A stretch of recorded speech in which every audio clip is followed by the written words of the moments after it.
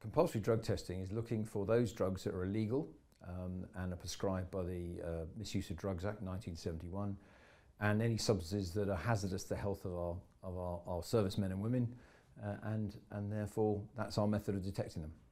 And you're testing for a list similar to that proscribed by the World Anti-Doping Agency? It is similar. We have a very comprehensive drug testing regime. I think it's the biggest in Western Europe, and it targets a number of substances which are illicit drugs.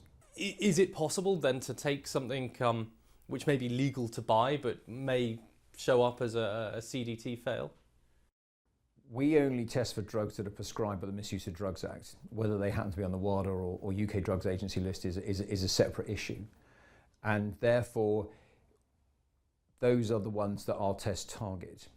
It is possible that certain supplements that you can buy, which have not been approved by the UK Informed Sport website, may contain some substances that would give you a positive reading on a CDT test. What would you say to a soldier who argues that it's cheaper to take a supplement than it is to try to get all the nutrients that he or she feels that they need through pay-as-you-dine?